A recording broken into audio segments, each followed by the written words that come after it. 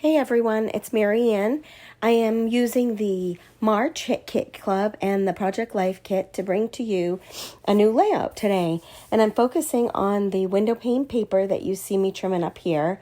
I also have a little bit of a cold, so don't mind my strained voice and possibly a little bit of coughing throughout. However, good thing we can't spread any germs through the computer. I'm showing you here a little tip that I've found works for me, only having one hand, is I know it's easier to fussy cut when you move the paper, not the scissors. And if I don't you do this little tip with a piece of tape on my hand, I can only turn my scissors and then you get jaggedy cuts. So as you know, when you fussy cut, you want to turn your paper, not your scissors. You'll get a much cleaner cut. And there are some rounded, ovally topped windows here, so I want to make sure that they're nice and clean. So you can see that I cut quite a few of the windows out from the paper that I think that I'm going to be using, and I'm setting them aside. And now I wanted to cut 2 of the large square window panes to frame over my photos. They're smaller than my photos, so in a second you'll see that I take my X-Acto knife, my words are hard today, and I just trim the base of the photo off and the sides of the photo off, anything that sticks out over with my X-Acto knife, because it doesn't have to be straight now as long as it's hidden behind my frame that I'm applying on with foam tape. There you go, right there, an X-Acto knife. I should not be trusted with an X-Acto knife, but sometimes that's the easiest way to get things done. So I decided to use this beautiful paper. I've seen it used several different ways, and I thought I'd only use half of it. I couldn't decide exactly how I wanted to use it, so I did add some stitching. And if you look at that close up there, I did miss a few of the strips. I take it off camera and restitch those pieces that I missed. I can't remember at what point I realized I missed it, but it takes me a few minutes. But, oh well, that's the magic of TV, right? Anyway, so I'm taking all of the framed window panes that I've got here, and I realize I don't have enough.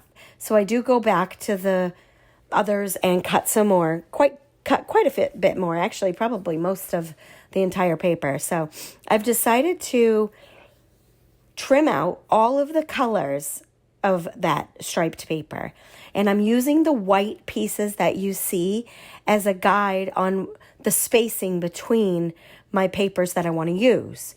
But I still wasn't 100% sure if I was going to remove the white or if I was going to keep it there. So it needed to be perfectly placed in case I just raised up the color with foam tape and then kept the white there flat. But in the end, I decided to remove all the white in between and just leave the colored paper there that's propped up on foam tape for a little dimension. You'll see me slide those white pieces out in just a few minutes. But the tricky part is getting everything stuck down when you've got foam tape in behind some of the papers and not behind the background. So you've got to use additional foam tape to make sure that you have a solid base and that you don't have any points that will pucker or sink down into your layout. So you've got to use more foam tape. And I am a foam tape queen. I absolutely love it. I can't have enough. I buy the big $35 roll from Staples, and it will last me quite a while. But then I'll realize all of a sudden I'm so low and I swear I just opened it and I need to go buy more. So anyway, so I place my photos down because those are going to be stationary. They're not going to move. I know I want them in the center of my layout. And then I start to place down the window panes. I keep calling them frames, but whatever you want to call them. And when I'm placing down the window frames, I'm going to just place them all around to see kind of where I want, separating the ovals from the rectangles. And then I will go back in and I'll add foam tape or wet adhesive where it's necessary once I find all my placement. So you see here I'm just placing them all around, and that'll take me a few minutes. Actually, it took me probably 2 hours to do this complete layout, which is really long for me. I'm usually much quicker, but the fussy cutting really does get me, slows me down quite a bit. So I've covered my photos here, but that's just to make sure that I know where all my window panes are going to go. Excuse me. And then I start to place them down and glue them down with whatever method is necessary. Foam to keep it raised up, or wet adhesive, or even some tape runner. Some of them, or some of the window panes, I will trim because I don't need the whole thing, and it makes it a little bit easier for tucking back in behind my photo, because obviously I don't want to keep my photos covered. So these photos were taken in Newburyport, Massachusetts. I don't know if any of you from around here or ever been there, but it is the spectacular oceanfront area where you can walk the water. It's like a little inlet. It's absolutely gorgeous. It's a little expensive to live there, but they've got great restaurants and a great area that you can walk around the community. They have wonderful Christmas time functions on the streets, hot cocoa. They have singers. It's really nice. In the summer, they have a lot of boats.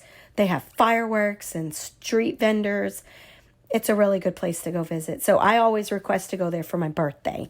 So these are photos from my birthday. I'm not going to tell you which one. It might be an old one. I'm an old person in these photos is what I mean. So I'm not going to tell you. Maybe it's my 29th. Who knows? Anyway, so I go back and I'm looking through the, I think I mentioned that I was using the Project Life kit, but that's not true. I think I'm doing the add-on kit, not the Project Life kit. And they've got quite a few simple stories pieces here and pink fresh pieces here. And they all kind of blend if you choose and pick to your particular type of a layout. And I wanted that rainbow. Not that there were rainbows that day, but I still love a good rainbow. And my paper down below is sort of in a rainbow pattern.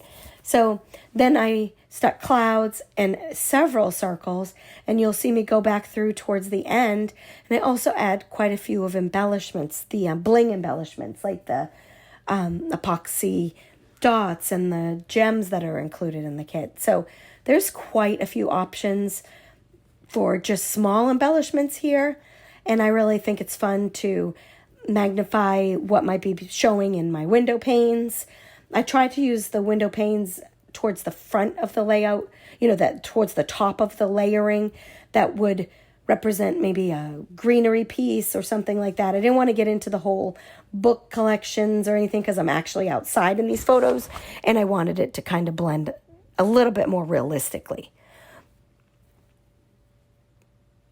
If something's a little too big, I will trim it and just use it in another area. I love using the frames that come with the last two kits and cutting those apart and tucking in and using a little portion of it here and a bigger portion there. It's a lot of fun. So here's the bling, which I agree, or in my opinion, you can't have too much of. And you can see the depth of everything here. And now I'm going to share with you some close-ups, but we've got all the instructions on how you can participate, how you can get a discount on the Kit Club, all of those important details in the comments below.